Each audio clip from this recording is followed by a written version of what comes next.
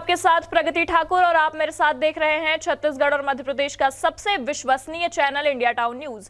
समय है इस वक्त नई ताजा खबरों के बुलेटिन का। आप सभी का स्वागत करते हुए डालते हैं एक नजर उन खबरों पर जो बनी है सुर्खियां। एग्जिट पोल के बाद पूर्व मुख्यमंत्री का दावा, भाजपा ही बनाएगी सरकार। रमन सिंह बोले, पूर्वानुमान से अलग होंगे काउंटिंग के नतीजे। बीजेपी को मिलेगा बहुमत, तो वहीं एग्जिट पोल में कांग्रेस कर रही फिर सत्ता में वापसी।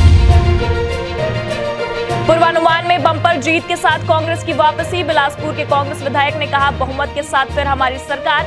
एग्जिट पोल के बाद इंडिया टाउन न्यूज पर शैलेश पांडे ने किया दावा। सूरजपुर में बंद नहीं हो रहा अवैध कबाड़ का कारोबार। SCCL की मशीनों में चोरों की सेंधमारी। शिकायतों के बाद पुलिस नहीं कर रही कार्यवाही। अब कप्तान ने कही, मुझे है खबर, अंकुश लगाने का दिलाया भरोसा। PLGA सप्ताह से पहले नक्सलियों का उत्पात। मुखबिरी के आरोप में उप सरपंच की जन अदालत लगाकर की हत्या। टावर को किया आग के हवाले। पर्चे फेंक कर दी चेतावनी। कांकेर जिले में सड़क भी खोदी। और अब खबरें विस्तार से। छत्तीसगढ़ विधानसभा चुनाव 2023 संपन्न होने के बाद 3 दिसंबर को मतगणना से पहले चुनावी एग्जिट पोल सामने आया है। एग्जिट पोल कांग्रेस 45 से 55 सीटों पर बढ़ते हुए सरकार बनाने का दावा कर रहे हैं, तो वहीं भाजपा के पूर्व मुख्यमंत्री डॉक्टर रमन सिंह ने एग्जिट पोल को लेकर कहा कि एग्जिट पोल सटीक नहीं है। उन्होंने दावा किया है कि छत्तीसगढ़ में भाजपा 65+ बहुमत से सरकार बनाने जा रही है।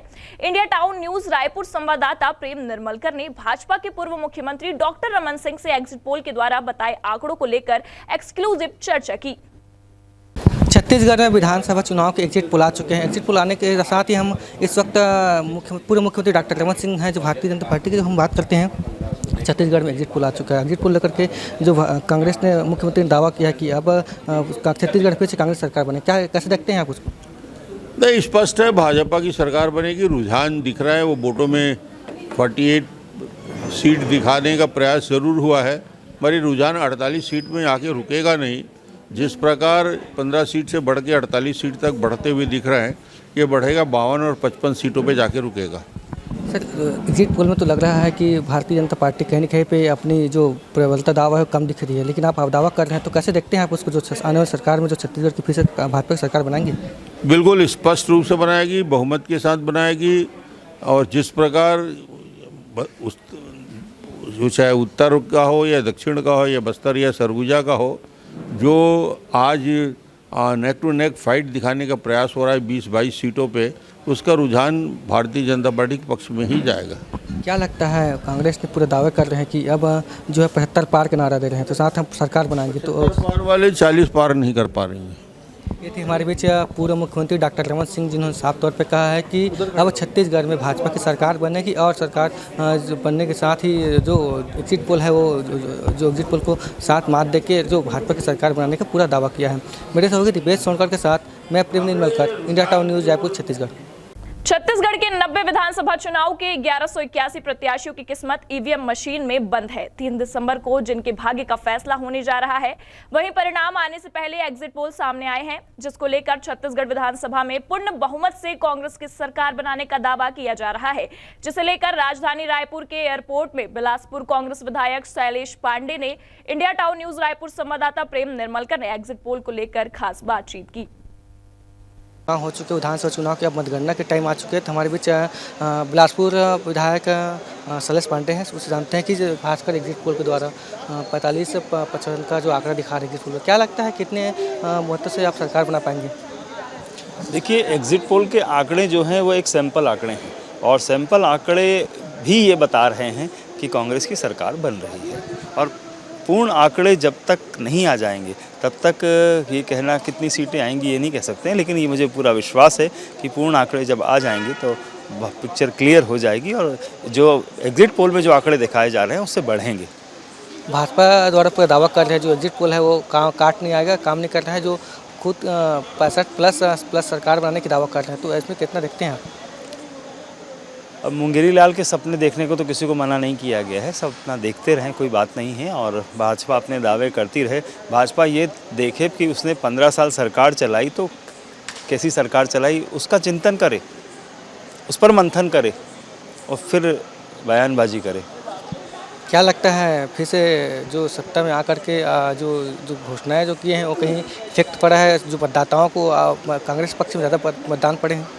देखिए, कांग्रेस ने 2018 में चुनाव में भी जो घोषणाएं की थी उन वादों को पूरा किया। किसानों को लेकर, कर्जा माफ़ी को लेकर, धान खरीदी को लेकर, आदिवासियों के लघु वनोपजों को लेकर, सब चीज़ों को हम लोगों ने किया ही है। और इस बार भी जो हम लोग घोषणाएं करें वो जनहित की घोषणाएं हैं।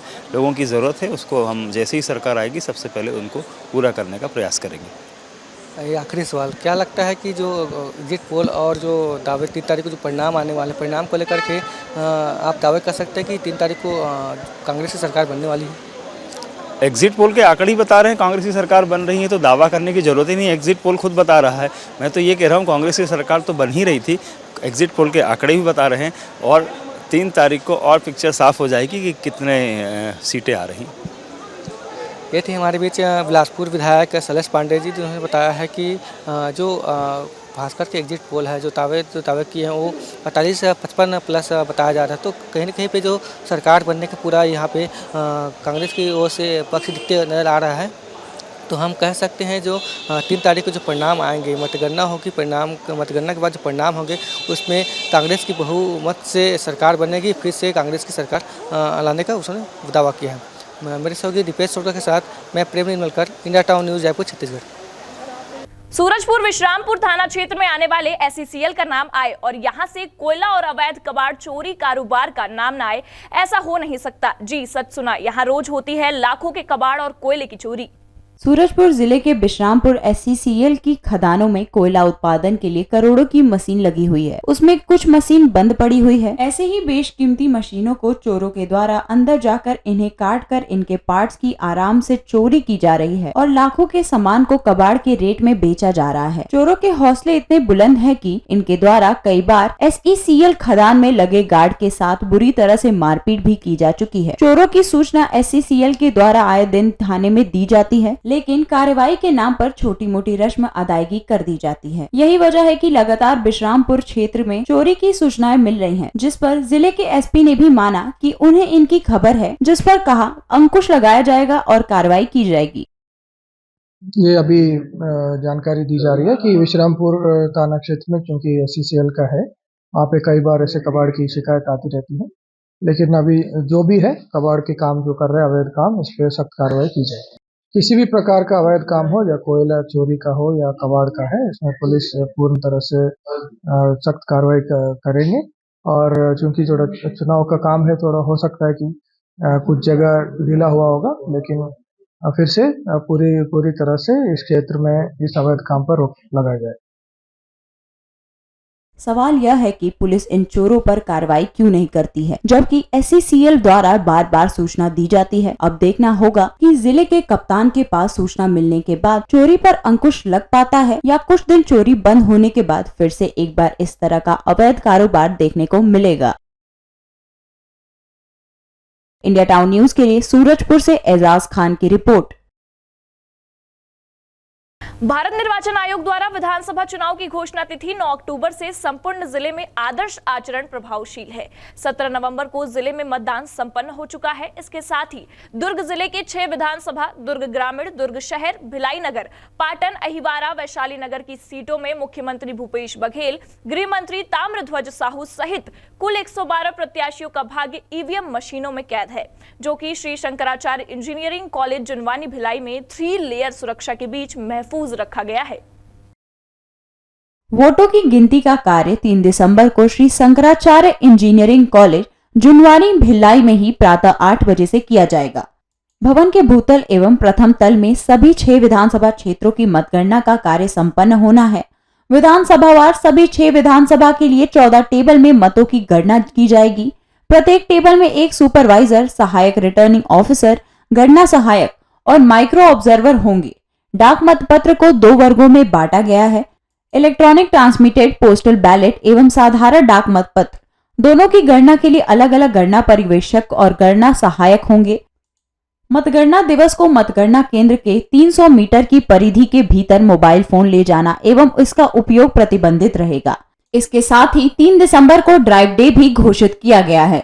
जिला उप निर्वाचन अधिकारी बजरंग दुबे ने इंडिया टाउन न्यूज को बताया कि कल बीजेपी के नेताओं ने डाक मतपत्र की सुरक्षा को नाकाफी बताते हुए असंतोष जाहिर किया था, जिस पर तत्काल एक्शन लेते हुए डाक मत पत्र की सुरक्षा को तुरंत सीसीटीवी की निगरानी के साथ अतिरिक्त सुरक्षा बल से लैस कर दिया गया है। शिकायत ऐसी प्राप्त हो रही थी, उस संदर्भ में उनकी मांग थी कि जो हमारा ट्रेजरी ऑफिसर का कार्यालय है, जहां पर रखा गया है पोस्टल बैलेट्स को, वहां पर निगरानी के लिए सीसीटीवी कैमरे लिए जाए। तो सीसीटीवी कैमरों का इंस्टॉलेशन किया जा चुका है। साथ ही वहां पर पुलिस की सुरक्षा व्यवस्था पहले से मौजूद रहती है ट्रेजरी में, उसके बाद भी अतिरिक्त बल लगाया गया है उनकी मांग पर। इंडिया टाउन न्यूज के लिए दुर्ग से वैभव चंद्राकर की रिपोर्ट। जांजगीर चांपा जिले के ग्राम पंचायत छीता पड़रिया की वन भूमि पर अवैध रूप से हरे भरे पेड़ों की कटाई कर बनाई गई सड़क को आखिरकार वन विभाग के अफसरों ने ब्लॉक कर दिया है। जांजगीर उड़न दस्ता टीम ग्राम छीता पड़रिया पहुंची और वन भूमि पर बनी सड़क की खुदाई करवाकर मार्ग को अवरुद्ध किया गया। संचालक गुरुश्री मिनरल्स द्वारा जनपद पंचायत के छीता पड़िया की वन भूमि पर अवैध रूप से पेड़ों की कटाई कर उसमें सड़क निर्माण कर दी गई थी, जहां से उनके द्वारा बेखौफ होकर खुले तौर पर डोलोमाइट का परिवहन किया जा रहा था। इसकी शिकायत बाराद्वारा निवासी दीपक राय द्वारा वन मंडल बिलासपुर में की गई थी। मेरे द्वारा शिकायत ये किया गया था, सूचना के अधिकार लगाया गया था। रोड बना हुआ है, ये गुरुश्री मिनरल्स एक प्राइवेट संस्था है, उसके द्वारा अपने निजी स्वार्थ के लिए यहाँ पर प्राइवेट अपना खदान है, उसका माल को निकालने के लिए अपना ये निजी रोड बनाया है। ये वन विभाग के रिजर्व फॉरेस्ट के एरिया में, रिजर्व फॉरेस्ट एरिया आता है, जो संरक्षित जंगल बोलते हैं जिसको, उसके अंतर्गत आता है।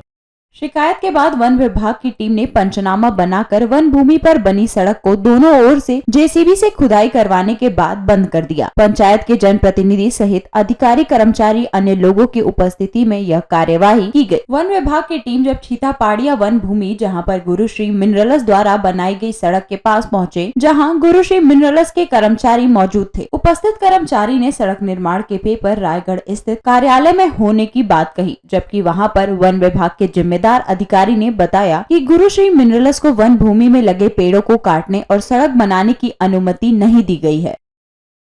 छीता पड़रिया में अभी शिकायत प्राप्त हुआ था, गुरु मिनरल्स करके क्रशर प्लांट है, तो कि जो है अतिक्रमण करके वहाँ के जो रोड है उसको इस्तेमाल कर रहा था। तो अभी हमने जांच टीम भेजा हुआ था उड़न दस्ता को, और उड़न दस्ता ने जो है अभी वो जो रोड जिसको इस्तेमाल कर रहे थे तो उसको बंद करा दिया है। और जो है कुछ पेड़ कटाई की भी शिकायतें उनसे मिली है, तो उसका भी अभी जांच चल रहा है। और पाया जाता है तो नुकसान अगर होता है तो फिर जो उनके ऊपर प्रॉपर केस किया जाएगा, और काम को बाकी अभी जो है बंद करा दिया गया है।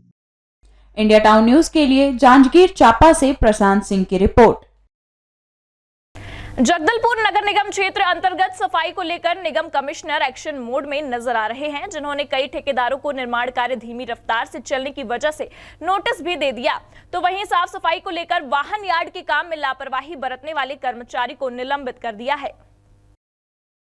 दरअसल जगदलपुर शहर के अलग अलग क्षेत्र में नगर निगम सफाई अभियान चला रही है ताकि स्वच्छता सर्वे में आगे रह सके। इसी दौरान निगम कमिश्नर निरीक्षण करने कुम्हारपारा स्थित निगम के वाहन यार्ड पहुंचे और वहां की व्यवस्था का जायजा लिया। निरीक्षण के दौरान उन्होंने वहां की व्यवस्था पर नाराजगी व्यक्त करते हुए यहां के प्रभारी कर्मचारी विमल पांडे को निलंबित करने का निर्देश दिया है। इसके बाद ही निगम आयुक्त ने विशेष सफाई अभियान के तहत शहर की सफाई व्यवस्था को लेकर सजग और ईमानदारी के साथ कार्य करने के लिए विभाग के अधिकारियों और कर्मचारियों को निर्देश दिया है, और इसमें लापरवाही बरतने वाले कर्मचारियों पर आवश्यक कार्यवाही करने की भी बात निगम आयुक्त ने कही है। एक कर्मचारी जो है कल उसको हमने निलंबन किया है। मेन जो है उनके द्वारा जो गलती की गई थी उनको हमने लास्ट समय निर्देश दिया गया था, जो कर्मशाला है उसको व्यवस्थित रूप से करना है, और साथ में उनको कर्मशाला में अटैच किया गया था। मोटर मैकेनिक के पद पर वो कार्यरत है। अब वो चूँकि उनके द्वारा निर्देशों का पालन नहीं किया गया, इसी कारण से उनको तत्काल प्रभाव से निलंबित किया गया है। जो गाड़ियाँ बिगड़ती हैं, जो माइनर यदि कुछ उसमें मरम्मत करना, उसके लिए भी हमको थर्ड पार्टी ठेकेदार से कराना पड़ता है। जो लोकल अपना जो कर्मशाला में हो सकता है, तो हम अपने खर्चे बचाने के लिए हमने उसको व्यवस्थित करने का प्रयास करने के निर्देश दिया था। निर्देशों का उन्होंने बिल्कुल भी पालन नहीं किया, इसी कारण से हमने उसको। बता दें कि निगम कमिश्नर की इस कार्रवाई के बाद कर्मचारियों और अधिकारियों में हड़कंप मचा हुआ है। इंडिया टाउन न्यूज के लिए जगदलपुर से सुनील कश्यप की रिपोर्ट। वक्त हो चला एक ब्रेक का। ब्रेक के बाद देखेंगे देश प्रदेश से जुड़ी कुछ और खबरें।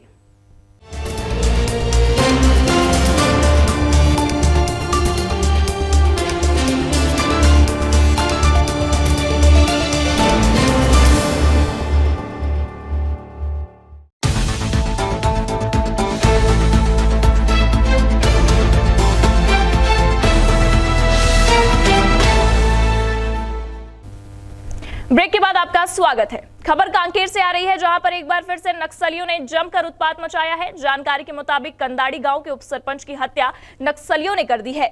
उपसरपंच पर पुलिस की मुखबिरी का आरोप लगाते हुए नक्सलियों ने जन अदालत लगाकर हत्या कर दी। उपसरपंच का नाम रामसू कचलामी बताया जा रहा है। नक्सलियों ने बकायदा पर्चा जारी कर हत्या की जिम्मेदारी ली है।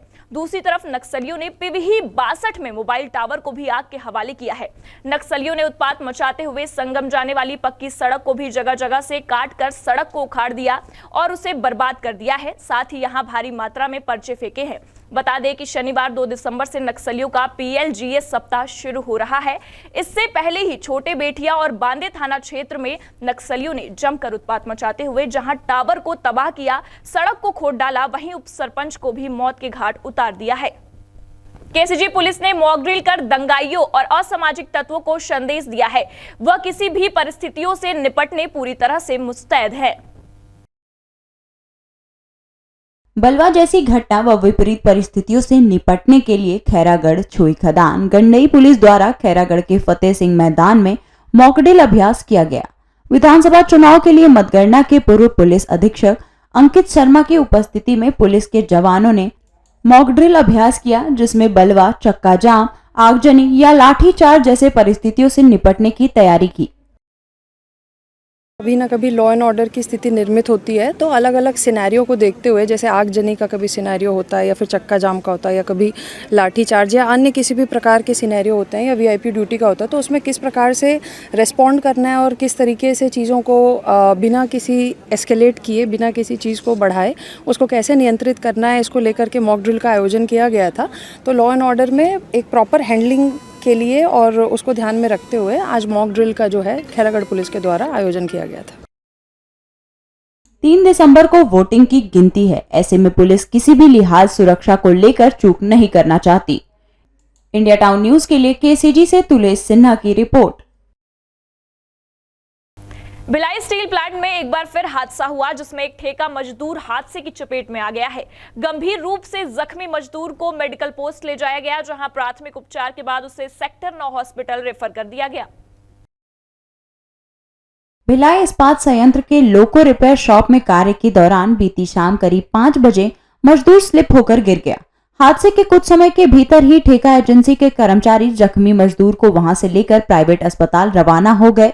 ठेका कंपनी ने लिख कर दिया है कि वह मजदूर का बेहतर इलाज प्राइवेट अस्पताल में कराएगी। इस आधार पर BSV प्रबंधन ने सेक्टर 9 हॉस्पिटल से मजदूर को BM शाह हॉस्पिटल में रेफर कर दिया है। अब BM शाह में इलाज किया जा रहा है। भिलाई स्टील प्लांट के लोको रिपेयर शॉप में कार्य के दौरान शाम करीब 5 बजे मजदूर स्लिप करके गिर गया। हाथ से पाना स्लिप करने की वजह से मजदूर गिरा, जिससे बाएं पैर और बाएं हाथ में गंभीर चोट लगी है। मजदूर बलदेव ठेका एजेंसी का है, जिसका नाम उपेंद्र कुमार बंजारे है, जिसे हादसे में गहरी चोट लगी है। इंडिया टाउन न्यूज के लिए दुर्ग से अतुल शर्मा की रिपोर्ट।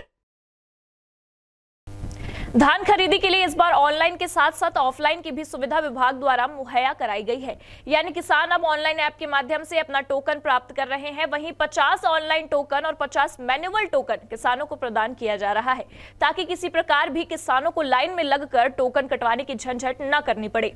इस सुविधा के बाद किसानों की भीड़ खरीदी केंद्रों में कम देखने को मिल रही है। बेहतरीन समय प्रबंधन के साथ किसान अपना बालोद जिले में धान खरीदी को लेकर उत्साह देखने को मिल रहा है। पूरे जिले में 143 धान खरीदी केंद्रों के माध्यम से किसान अपना धान बेच रहे हैं। जिला खाद्य अधिकारी ने बताया कि पूरे जिले भर में 33,207 किसानों ने समर्थन मूल्य में अपना धान बेचा है। वहीं अब तक 1,15,651 मैट्रिक टन धान की खरीदी हो चुकी है, जहां पर 28,875 मैट्रिक टन धान का उठाव किया जा चुका है। अधिकारियों ने बताया कि पूरे जिले में मौसम परिवर्तन को देखते हुए सारी व्यवस्थाएं भी दुरुस्त की जा रही हैं। जिले में समर्थन मूल्य में धान खरीदी हेतु वर्ष 23-24 में कुल 143 धान खरीदी केंद्र बनाए गए हैं और अब तक की स्थिति में जो हमारे जिले में जो है 1,15,651 मीट्रिक टन धान की खरीदी हो चुकी है और उसमें से 28,875 मीट्रिक टन धान का उठाव किया जा चुका है। अब तक जो है 33,207 किसानों ने समर्थन मूल्य में अपना धान विक्रय कर चुके हैं। इसके अंदर में धान खरीदी स्टार्ट हो गई है और अभी जो असामयिक बारिश को लेकर के थोड़ी मौसम खराब हुई थी, जिसमें सारे लोगों को निर्देशित किया गया था। सारे लोगों ने अपना कैप कवर से धान का ढकाई भी किए थे और धान खरीदी सुचारू से चालू है, कहीं भी कोई दिक्कत नहीं है। मौसम के बदलाव को देखते हुए कलेक्टर कुलदीप शर्मा ने सभी अधिकारियों को धान खरीदी केंद्रों के निरीक्षण का जिम्मा सौंपा है। साथ ही उन्होंने कहा कि धान खरीदी को लेकर किसानों को किसी तरह की दिक्कत नहीं होनी चाहिए। वहीं उनके निर्देशन पर जहां भी शिकायतें आ रही हैं वहां पर तत्काल कार्रवाई की जा रही है। यही वजह है कि धान खरीदी को लेकर किसानों में उत्साह भी देखने को मिल रहा है। इंडिया टाउन न्यूज के लिए बालोद से दानवीर साहू की रिपोर्ट। सूरजपुर में एक बार फिर से तेज रफ्तार का कहर देखने को मिला, जहां तेज रफ्तार बाइक रोड के किनारे खड़े ट्रक में जा घुसी। इस हादसे में बाइक चालक ने मौके पर ही दम तोड़ दिया, वहीं बाइक पर पीछे सवार एक नाबालिग घायल हो गया। सूरजपुर के आम गांव के रहने वाले 21 वर्षीय आकाश और 16 वर्षीय सचिन बाइक लेकर किसी निजी काम से चोटिया गए थे, जो जब घर वापस आ रहे थे उसी दौरान मिशन स्कूल के पास खड़े ट्रक में बाइक अनियंत्रित होकर जा घुसी, जिससे आकाश की मौके पर ही मौत हो गई, जबकि सचिन इस दुर्घटना में गंभीर रूप से घायल हो गया, जिसे ग्रामीणों की मदद से पुलिस ने अस्पताल भिजवाया, जहां से डॉक्टरों ने उसे जिला अस्पताल रेफर कर दिया है।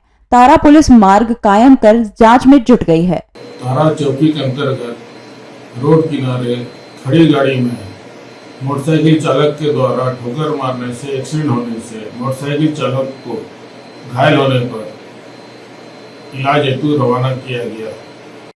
इंडिया टाउन न्यूज के लिए सूरजपुर से एजाज खान की रिपोर्ट। मनेंद्रगढ़, चिरमिरी, भरतपुर जिले के बरबसपुर धान खरीदी केंद्र में धान खरीदी शुरू होने के पहले ही 213 क्विंटल धान रखे होने की सूचना मिलने पर प्रशासन ने कार्यवाही की है। कलेक्टर नरेंद्र कुमार दुग्गा के निर्देश अनुसार खाद्य अधिकारी संजय कुमार ठाकुर, जिला विपणन अधिकारी विनीता चौरसे, तहसीलदार श्रीकांत पांडे, नोडल अधिकारी आनंद सिंह एवं सहायक पंजीयक बजरंग पैकरा के द्वारा संयुक्त रूप से धान उपार्जन केंद्र बरबसपुर का आकस्मिक निरीक्षण किया गया। निरीक्षण के समय उपार्जन केंद्र प्रभारी चंद्र प्रकाश साहू उपस्थित मिले। समिति के गोदाम में निरीक्षण करने पर पुराने गोदाम में 83 कट्ठा जिनका वजन 33.2 क्विंटल पुराना सोनम धान और नए गोदाम में 450 कट्ठा जिसका वजन 180 क्विंटल मोटा धान पाया गया। इसके विषय में प्रभारी से पूछताछ करने पर उनके द्वारा बताया गया कि मेरे घर में फर्श रिपेयरिंग का काम चलने के कारण मेरे स्वयं का धान गोदाम में रखा गया है और रिपेयरिंग होने के पश्चात धान को अपने घर ले जाऊंगा। साथ ही प्रभारी ने बताया कि शासकीय गोदाम में धान रखने के संबंध में किसी उच्च अधिकारियों को मौखिक या लिखित रूप से सूचना नहीं दी गई है। उपार्जन केंद्र में अभी तक किसी भी किसान का टोकन नहीं काटा गया है, जिससे धान खरीदी शून्य है। गोदाम में रखे गए धान को जब्त कर प्रभारी की सुपुर्दगी में दिया गया है। इंडिया टाउन न्यूज के लिए एमसीबी से सुनील सिंह की रिपोर्ट। भिलाई के टाउनशिप के सेक्टर 10 जोनल मार्केट स्थित फोटो स्टूडियो में देर रात भीषण आग लग गई। मौके पर पहुंचे दमकल टीम ने सुबह तक आग पर काबू पाया, मगर तब तक दुकान के भीतर का सारा सामान जलकर खाक हो गया। मिली जानकारी के अनुसार सेक्टर 10 को जोनल मार्केट स्थित शुभम जायसवाल की फोटो स्टूडियो में गुरुवार शुक्रवार की देर रात भीषण आग लग गई। सूचना मिलते ही जिले की फायर ब्रिगेड की टीम रात करीब 3 बजे पहुंची और घंटों मशक्कत के बाद फायर फाइटर्स ने आग पर काबू किया। आग की सूचना पर स्टूडियो संचालक शुभम जायसवाल भी पहुंच गए थे। शुभम ने बताया कि स्टूडियो में अलग अलग 2-2 लाख के कैमरे थे। स्टूडियो में रखे सभी सामानों के साथ अलमारी में रखे कैश भी जलकर खाक हो गया। आग कैसे लगी इसका खुलासा फिलहाल नहीं हो पाया है। संचालक रात को ही दुकान बंद कर घर गया था। इंडिया टाउन न्यूज के लिए दुर्ग से अतुल शर्मा की रिपोर्ट। ये थी अब तक की खबरें। छत्तीसगढ़ की सभी खबरों और पल पल के अपडेट से जुड़े रहने के लिए आप हमारे चैनल को सब्सक्राइब करें, साथ ही लाइक, कमेंट और शेयर करना ना भूलें। फिलहाल मुझे दीजिए इजाजत। नमस्कार।